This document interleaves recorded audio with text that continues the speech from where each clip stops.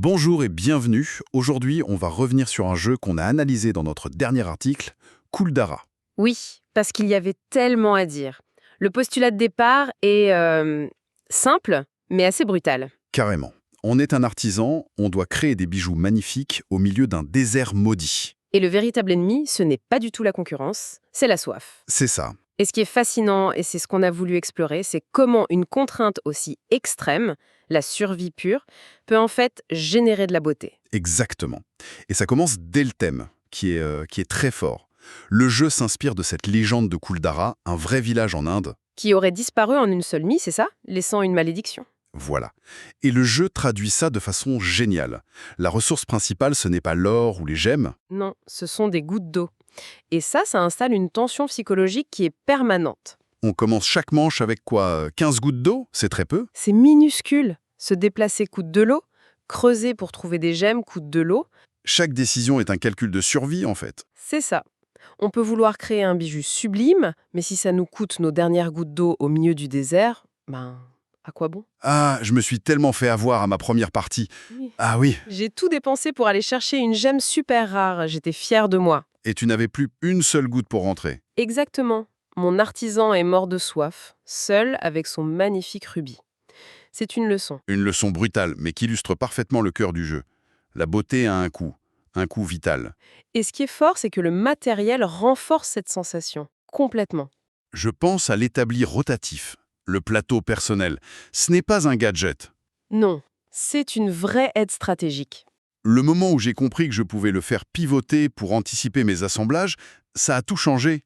Et il y a ces fameux chameaux en 3D. Ah oui, Ils sont conçus pour ne pouvoir transporter physiquement que 6 gemmes. C'est impossible de tricher. c'est incorruptible. La contrainte est là, elle est matérielle, sous nos yeux. C'est vrai que c'est malin.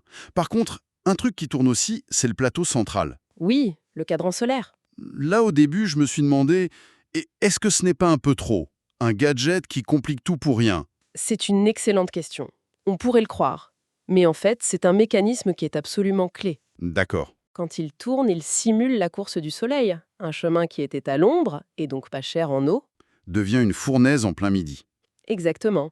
Ça oblige à repenser sa stratégie en permanence. On ne peut pas juste se dire, bon, ça c'est la route optimale. Le désert lui-même est un adversaire qui change. C'est ça. Alors au final, c'est un casse-tête pour qui? On est un peu dans la veine d'un Azul ou d'un Sagrada, non.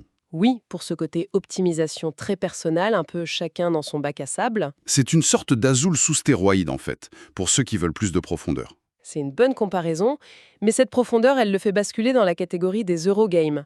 La gestion de ressources est vraiment au premier plan. Et donc plus exigeant. Oui, et avec un risque surtout à 4 joueurs, la fameuse paralysis analysis. Ah oui, le joueur qui prend 10 minutes pour calculer chaque mouvement. Et là, le temps peut paraître long.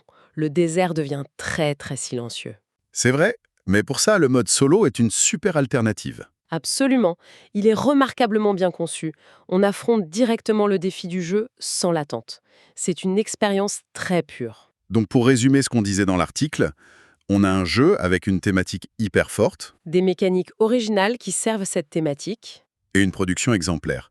Le fait qu'il soit éco-conçu en Allemagne avec des matériaux recyclés comme le raw wood, c'est vraiment la touche finale. Tout à fait. Et ça nous ramène, je trouve, à la question de départ. Au-delà du plaisir de jeu, Kuldara nous laisse avec une pensée. Oui, On est face à des ressources qui s'épuisent. Chaque action a un coût irréversible. Et pourtant, notre but, c'est de créer de la beauté. c'est vrai. Comment la contrainte, la fareté nous force non pas à abandonner, mais au contraire à devenir plus ingénieux, plus créatifs. C'est une métaphore qui résonne, je trouve, bien au-delà du plateau de jeu.